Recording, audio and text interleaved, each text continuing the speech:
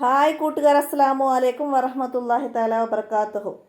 3ാം class English medium school മദ്രസയിലെ മസായിലുൽ ഫിഖ് ഒന്നാമത്തെ, രണ്ടാമത്തെ, മൂന്നാമത്തെ ചാപ്റ്റർ ഉൾപ്പെടുത്തിയതും മോഡൽ ക്വസ്റ്റ്യൻ പേപ്പറാണ് ഞാനിവിടെ പോസ്റ്റ് ചെയ്യുന്നത്.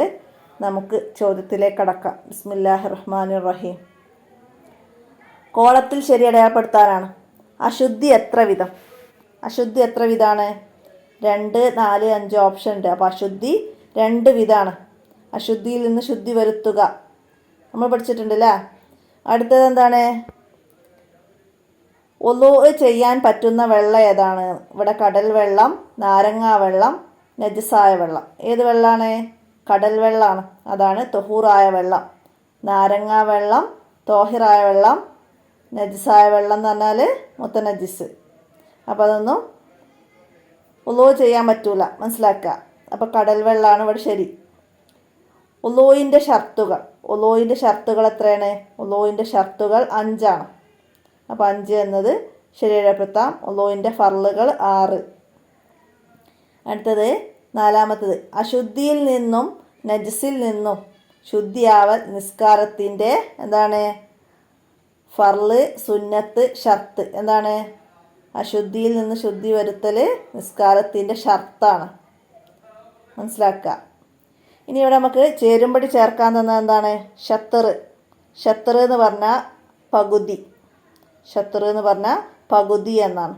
അത്തഹൂറു ഷത്തറുൽ ഈമാൻ. ശുദ്ധി ഈമാനിൻ്റെ പകുതിയാണ്. നമ്മൾ പഠിച്ചിട്ടുണ്ട് അല്ലേ. പിന്നെ ഉളൂ ചെയ്യാൻ പറ്റുന്ന വെള്ളം, അതാണ് കിണറിലെ വെള്ളം. Option D. അതവിടെയൊക്കെ എഴുതാം. അടുത്തത് അൽ ഈമാൻ. അൽ ഈമാൻ എന്ന് പറഞ്ഞാൽ സത്യവിശ്വാസം. സത്യവിശ്വാസം. അതിൻ്റെ നമുക്കവിടെ എഴുതാം. അടുത്തത് അത്തുഹൂർ. അത്തുഹൂർ എന്ന് പറഞ്ഞാൽ ശുചിത്വം. ശുചിത്വം, മനസ്സിലാക്കുക. ഇനി പൂരിപ്പിക്കാനാണ്. കഴുകുന്ന അവയവങ്ങളിൽ ഡാഷ് ഒലിക്കുക. എന്താണ്? കഴുകുന്ന അവയവങ്ങളിൽ വെള്ളം ഒലിക്കുക. ഉളൂവിൻ്റെ ഷർത്തുകൾ പറയുന്നുണ്ട്. വെള്ളം തുഹൂറായിരിക്കുക 1-മത്തെ ഷർത്ത്. 2-മത്തത് കഴുകുന്ന അവയവങ്ങളിൽ വെള്ളം ഒലിക്കുക. അടുത്തതാ ശുചിത്വം ഡാഷ് പകുതിയാണ്. ശുചിത്വം ഈമാനിൻ്റെ പകുതിയാണ്. അപ്പോൾ അവിടെ ഈമാനിൻ്റെ നമുക്ക് എഴുതാം. ഇനി ഒറ്റ വാക്കിൽ ഉത്തരം എഴുതാനാണ്. വെള്ളത്തിന് ഗുണവ്യത്യാസം വരുത്തുന്ന ഒരു വസ്തുവിൻ്റെ പേര് എഴുതുക. വെള്ളത്തിന് ഗുണവ്യത്യാസം വരുത്തുന്ന, അതായത് വെള്ളത്തിൻ്റെ നിറം മാറും, കളർ വ്യത്യാസം വരും. അതിൻ്റെ ഒരു ഉദാഹരണമാണ് എന്താണ്? പെയിൻറ്റ്. പെയിൻ്റൊക്കെ വെള്ളത്തിൽ കളങ്ങും.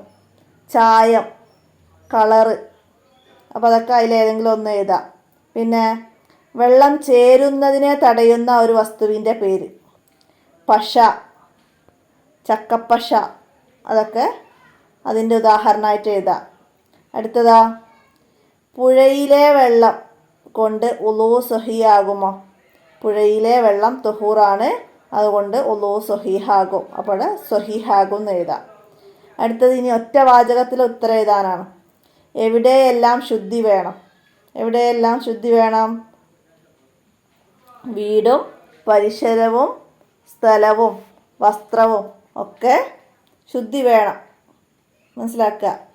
അടുത്തതാ പൂർണ്ണമായ ഉളൂ ചെയ്താലുള്ള നേട്ടം. പൂർണ്ണമായി ഉളൂ ചെയ്താൽ അവൻ്റെ പാപങ്ങളെല്ലാം പൊറുക്കപ്പെടും. പൂർണ്ണമായി ഉളൂ ചെയ്താൽ അവൻ്റെ പാപങ്ങളെല്ലാം പൊറുക്കപ്പെടും. അടുത്തതാ 4 വരി കുറയാതെ എഴുതാനാണ്. ഉളൂവിൻ്റെ ഷർത്തുകൾ. ഉളൂവിൻ്റെ ഷർത്തുകൾ എഴുതണം. ഉളൂവിൻ്റെ ഷർത്തുകൾ 5 ആണ്. 1 വെള്ളം തുഹൂറായിരിക്കുക. 2 കഴുകപ്പെടുന്ന അവയവങ്ങളിൽ വെള്ളം ഒലിക്കുക. 3 വെള്ളത്തിന് ഗുണവ്യത്യാസം വരുത്തുന്ന ഒരു വസ്തു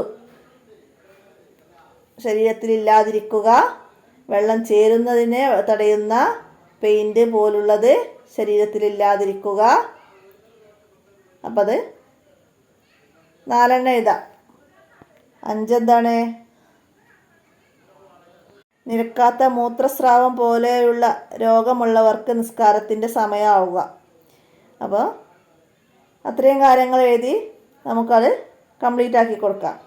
അപ്പോൾ ഇത്രയാണ് ഈ മോഡൽ ചോദ്യപേപ്പറിൽ ഉൾപ്പെടുത്തിയ ചോദ്യങ്ങൾ. എല്ലാവരും ഉപകാരപ്പെടുത്തുക, കൂട്ടുകാർക്കൊക്കെ ഷെയർ ചെയ്ത് കൊടുക്കുക. അസ്സലാമു അലൈക്കും വറഹ്മത്തുള്ളാഹി വബറകാതുഹു.